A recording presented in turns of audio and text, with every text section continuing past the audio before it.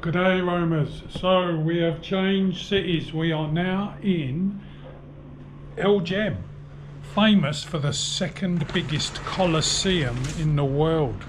Wait for it, wait for it. It's actually at the other side of the hotel, so we're going to have to get out and walk to it. But unbelievably, this hotel, Hotel Julius in Jem, has a swimming pool. Looking forward to having a swim, that's for sure.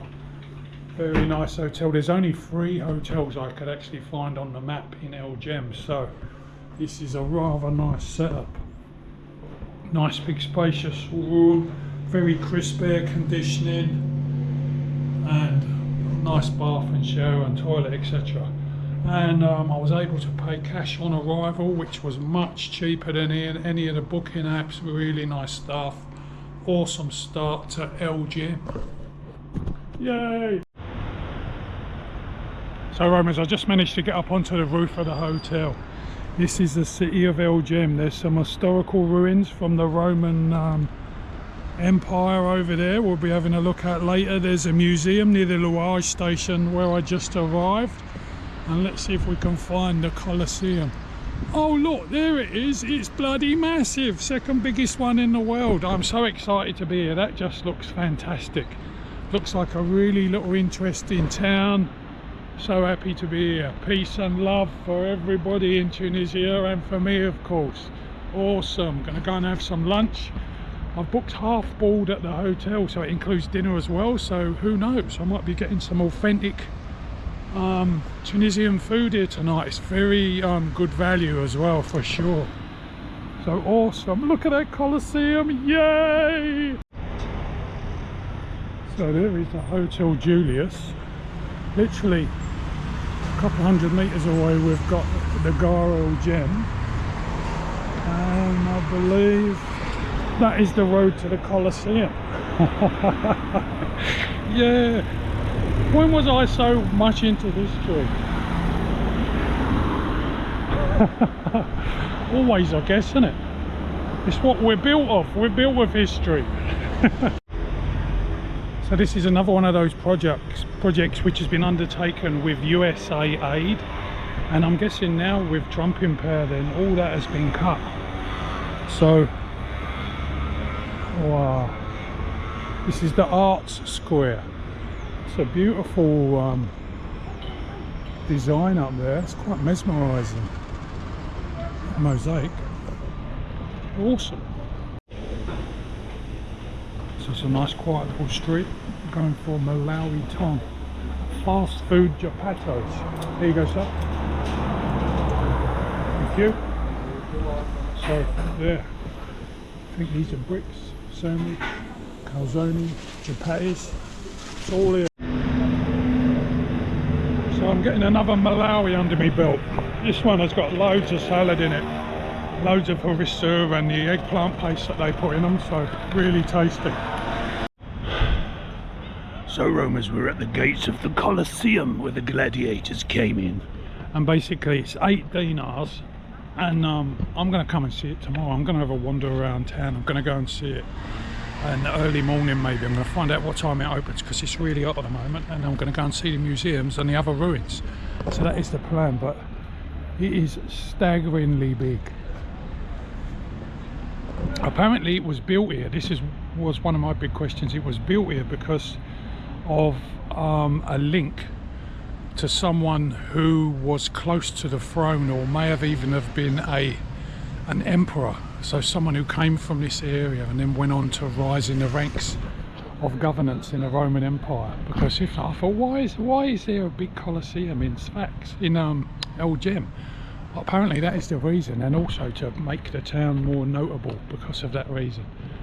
And they had apparently one of the biggest things that went on in this Coliseum was wild beast hunts, and of course all the other regular fighting.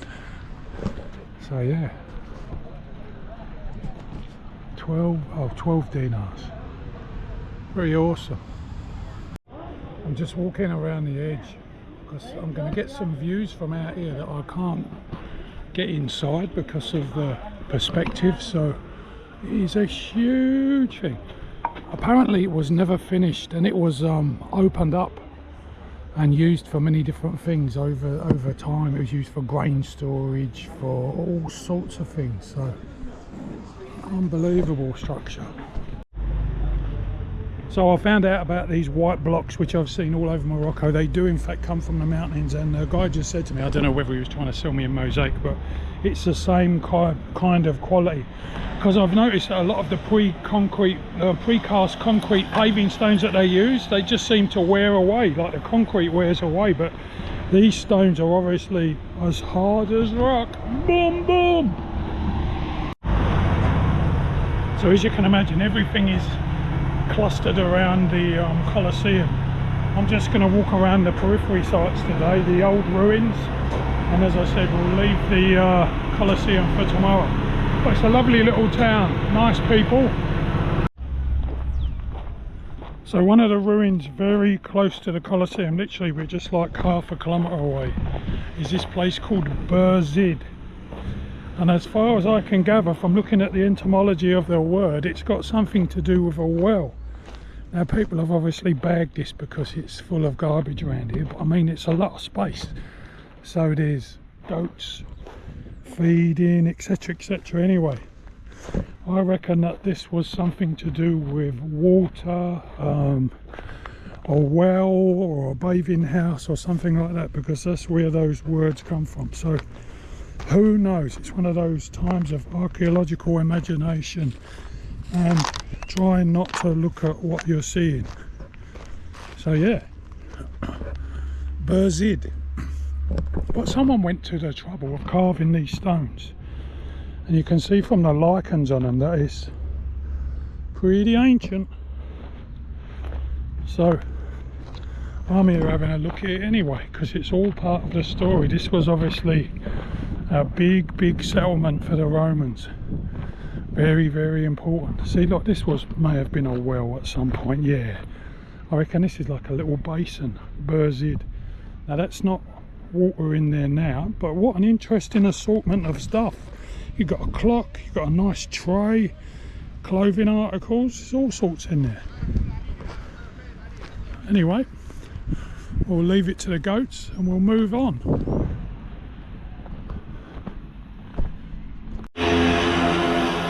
Someone's going to be making some harissa.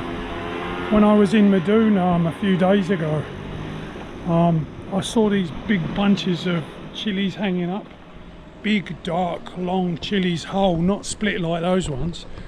And then I realised afterwards that I could smell the smoke. And they were obviously smoked, you know, like smoked paprika for the harissa paste and all the other spicy condiments that they have in Tunisia. So yeah, people probably make their own batches up and flog them or sell them. Oh, how about that for choice of food? Rabbits, pheasants, pigeons, turkeys, awesome. All fresh from the butchers. And there's the chilies I was talking about, the pimentos. I think they're no, they don't smell smoked. They don't look as dark either. It's a really distinctive smell when they've been smoked. There's a cow. We don't look too happy.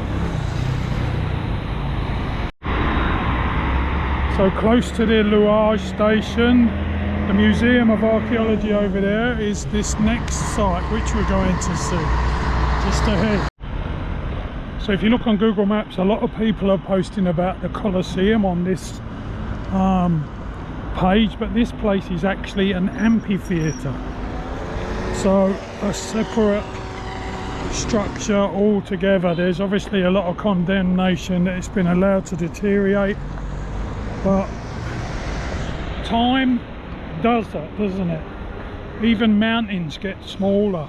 Mount Everest is shrinking. When Hillary climbed it, you know, about 1952 or 1953, whenever it was, Hillary and Tenzin, it was taller than it is now. You can't get that high anymore. So this is what is left of an amphitheatre. Oh my God, it's colossal. Colossal walls.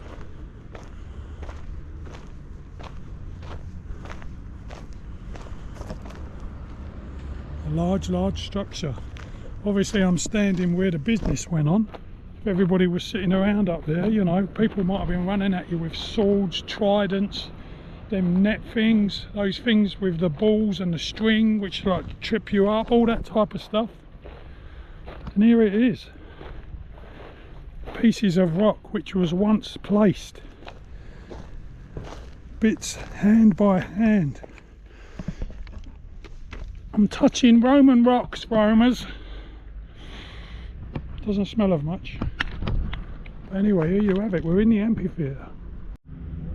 So according to Google Wiki Doodah, an amphitheatre was a large circular or oval open air venue with tiered seating that surrounded a central area, built for public spectacles such as a gladiatorial contest, animal hunts and executions.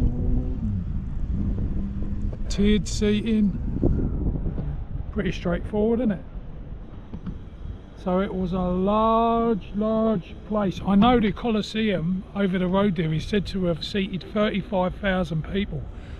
So maybe this was the early format, you know, while they were building the other one, and maybe this one was finished and the ongoing one for the city. Before, you know, visions of grandeur overtook them, they said, no, we want to build a proper one like Rome, you know.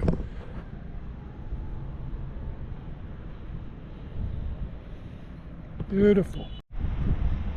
So just a different view of the amphitheatre. Looks like they're doing a lot of work. If someone sorted for all those bricks down there, they're rebuilding it. A lot of this mortar looks new. Cement based. So good on you, Tunisia. Look after your Roman remains. I'm sure a lot of people come here. A lot of people come to see this Coliseum in the middle of Tunisia. Spectacular. Oh, train's coming. So apparently the museum, the big old Roman villa, the biggest Roman villa in North Africa, and the Coliseum all come under one ticket price of 12 dirhams, which is about 6 AUD. So I think I'm going to do all that tomorrow. I think I might have another walk through town and head back for a swim and have a big day exploring ancient Rome tomorrow. So all in all, a nice little town. Flags fluttering in the breeze, bits of a Roman column up there, hotel in the background, the station, Coliseum down that street, compact. If I'd have come here for a day trip, I'd be rushing around thinking, oh, how much time will I give this, how much time will I give that, and then sometimes you get that observation fatigue, don't you? When you go to museums and stuff. So having a couple of nights here means I can relax while I'm here as well, because you may have guessed, I do like relaxing. So yeah, hello. So yeah, people are really friendly, that's for sure. They give you the funny look. As soon as you make an effort, they're very welcoming. Beautiful mosaics. Gorgeous. So let's check this pool out.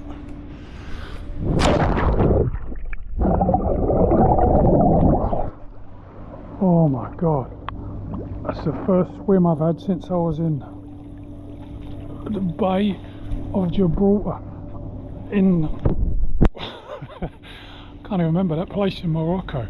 Tunis? No, Tunis is here, isn't it? Tangier.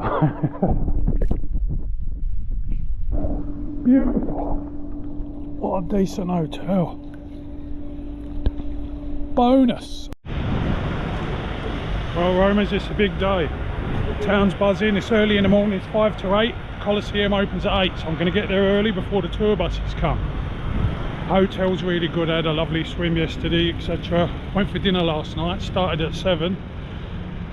I said, yeah, you know, vegetarian option please. They give me like a portion of pasta, a portion of chips and some like really old cooked vegetables. So I sat there, didn't really feel any, you know, basically I hadn't set my expectations too high, which always helps, doesn't it?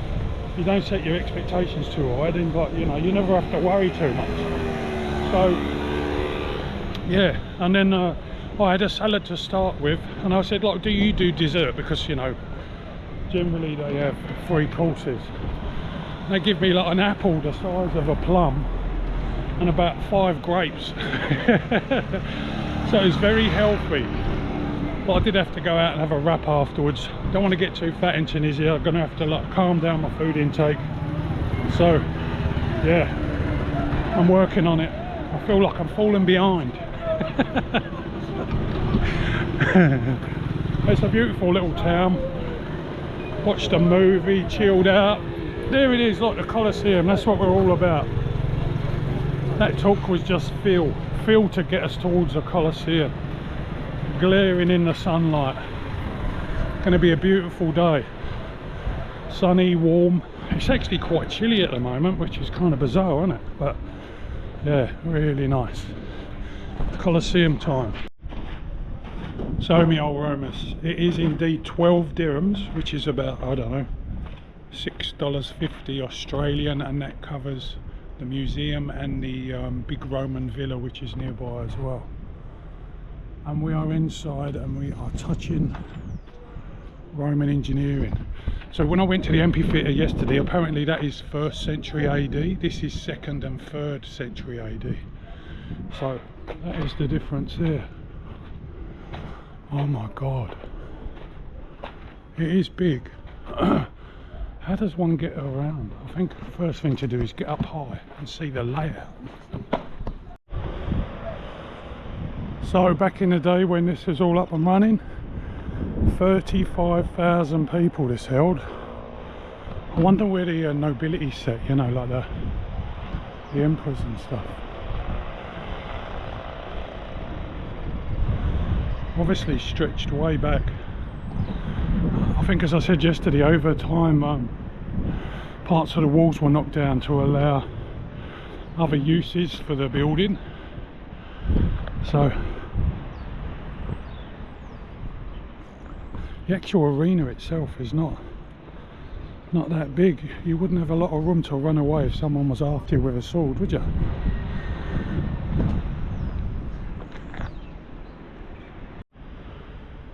And I just had to research it because I've been to a few movie sets lately. Game of Thrones set in Morocco at Ben El Hadou. So apparently some scenes from The Life of Brian, Monty Python's The Life of Brian, was shot here. So we are in good company indeed. The way the blocks are carved so that they intersect, or they, you know, would have intersected when it was all together, is fascinating. Look at that outline there, the way they would have, like, you know, supported each other, the recesses. Beautiful bougainvillea. Huge structures. Wow.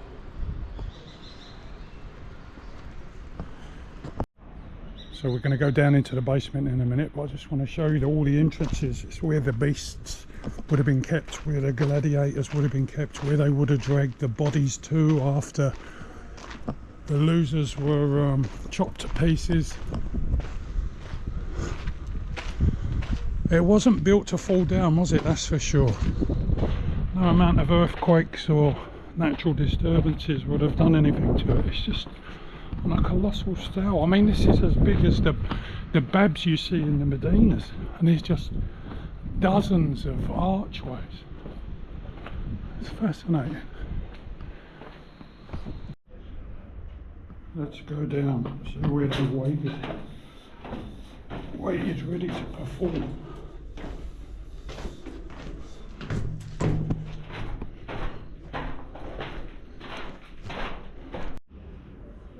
One of the big natural wells.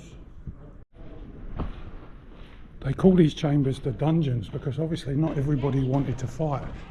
If you've seen like the gladiator movies and all that, people, you know, were said to be able to fight for their freedom, to be a free citizen of Rome. But so in the meantime they were kept here.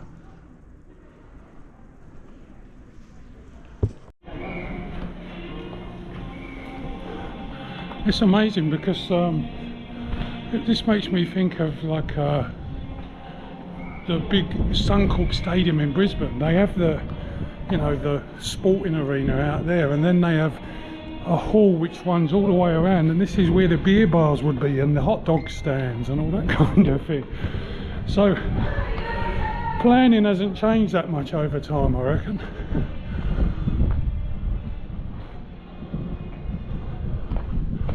How would you even go about building something like this? It just amazes me. Clever people, and what will and determination. Our empire will stand for millennia. So this is as high as it gets in the Coliseum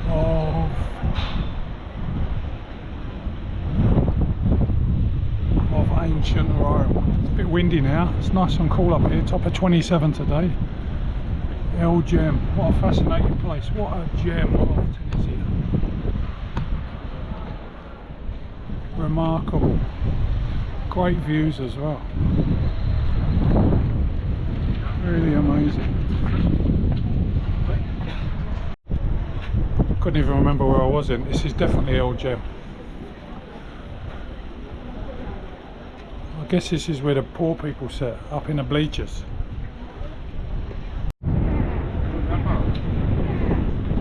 Very fascinating. Won't bore you to tears with any more scenes from here, but take it from me, if you're ever in Tunisia, Jem. Unbelievable.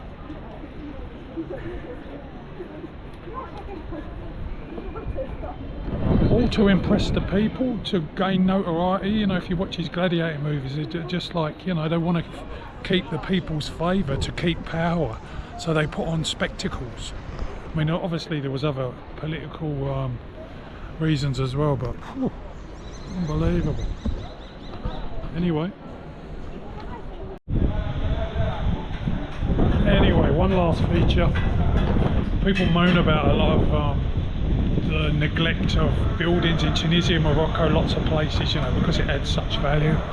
But there it is, bloke up there pointing the bricks, scaffolding, actively being restored. So there's not much information here, but from what I've just read here, there was also executions that took place of Christian prisoners. And a movable floor structure, like in a modern day theatre, where people could come up from the depths to surprise the spectators. So people would travel far and wide to come here, you know, pump money into the town, come for a few beers in Jem, watch a bit of bloodshed and go home happy, knowing that they were embraced by the empire. So lots of fruit and veg here, prickly pears, different types of apples, multitude different types of dates, got some tomatoes, capsicums for sandwich at lunchtime, fresh olives, fennel, all manner of stuff. So I just spent about 80 cents buying tomatoes, apples, and various other bits and pieces, incredibly cheap. And those dates are delicious when they just come off the vine like that. They're not dried like we get them in the Western supermarkets, full of sugar and the yumminess. Anyway, I'm going to go and see this museum. We are at the Museum d'Archeologie, which has an associated restored Roman villa as well.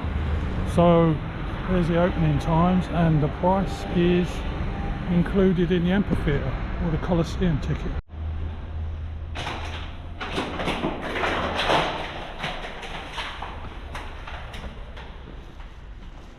So this place has got a lot of mosaics, very different to what I've seen elsewhere. Micro mosaics, tiny pieces, giving a really detailed, intricate picture. Oh God. It's almost like pointillism. some of the French painters used to use. When you look at it from afar, it's incredible.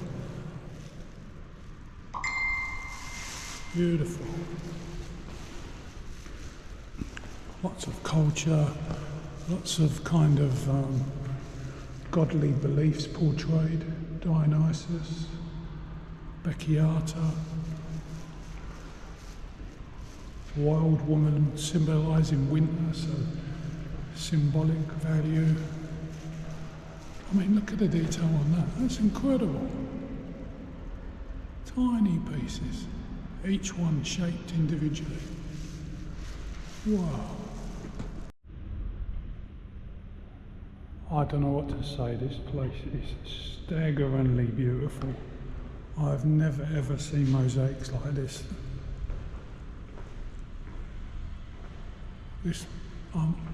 The detail is incredible.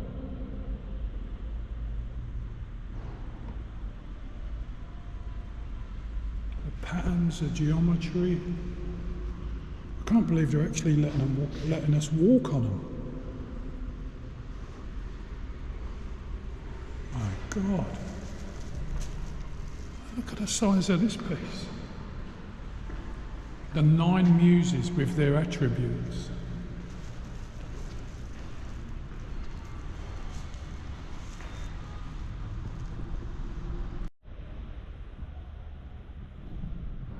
Silenus, a permanently drunk old man. It's funny, I'm reading a book called Hollywood by Charles Bukowski, and he keeps saying, you know, oh, I'm an old man, and that's all he does is drinks. So things don't change that much, do they?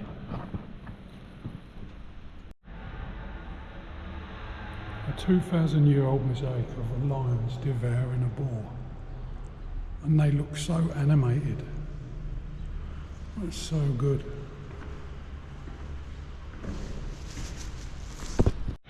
So they're saying some of the major themes are Dionysus, Becchiata, celebration of life and of the companies which were around at the time. You know, the murals or the mosaics rather pay tribute to the companies which provided the wealth at the time for the construction. That's Dionysus riding a lion, and the satyrs and Silenus perching on a camel,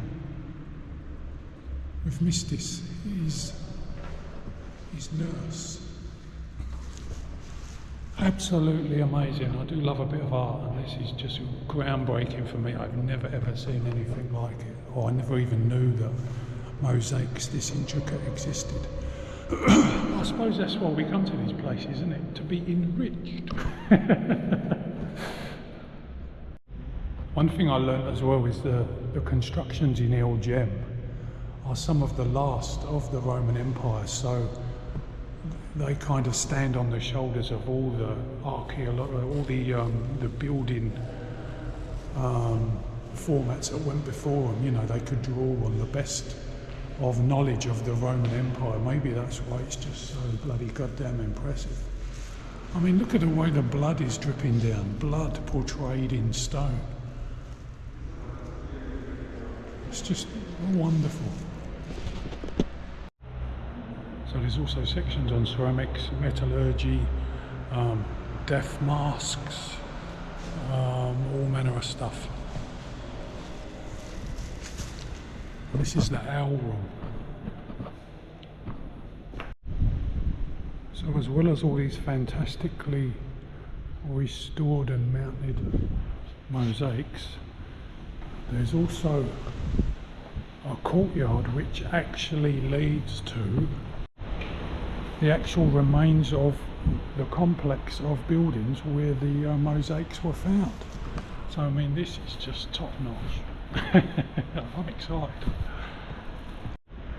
So this is the House of Africa, the biggest Roman house ever found in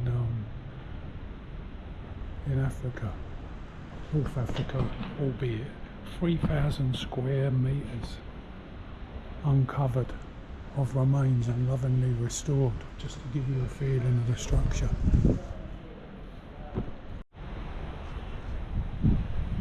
So this is it, the vast site of El Jem, the House of Africa. It amazes me that when we watch these movies like Gladiator, they actually do considerable research to get that authentic feel, you know, dress, ornamentation, military styles, that kind of thing, and it comes back to sort of objects that we see here. I was just looking at a marble statue in there of a Roman military man, and I just recognised the way he was dressed, carved in marble, based on so many movies that I've seen. It's just really, really interesting and intriguing.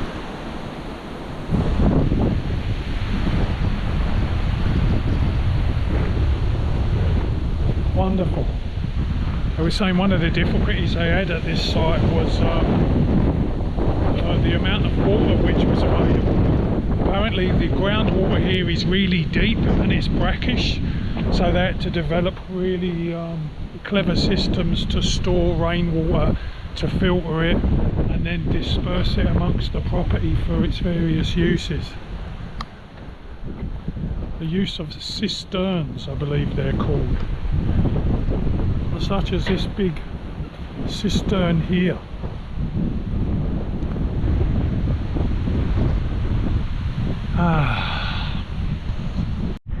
Just found the deepest cistern. That is huge. Look at all this huge amount of water. Can't even see the bottom of it. 12 out of 10. Top spot, El Jem. So pleased I came here. God almighty. Wouldn't want to miss this. Good afternoon, roamers. So the weather's turned a bit. It's turned a bit grim, a bit chilly. I'm not exactly going to get my jacket out yet, but it is a bit chilly. I just spent a few hours after this morning's excitement and seeing this fantastic Coliseum, booking tomorrow's journey. I'm going to head to the Mediterranean coast to a place called Mardia, and I've booked a week there in an all-inclusive on the beach. It's heading into low season now, so it's pretty affordable and it's beachfront, and it'll be just nice to relax. Need to do some swimming, some chilling, and still enjoy the town there as well. There's a lot of you know, ancient ruins and all that type of stuff, so it's going to be a nice change. So that is the plan for tomorrow. But anyway, I think I'm going to end the vlog here for this wonderful city of El Jem and this fantastic Coliseum up there. So I hope you've enjoyed it. Really, oh, it is just such a wonder of connectivity, you know, connecting the past to, hello, you know, like connecting the past to the present, film genres, every sort of historical interweaving you can imagine. But anyway, peace and love everyone, and I'll see you on the next vlog. Yay!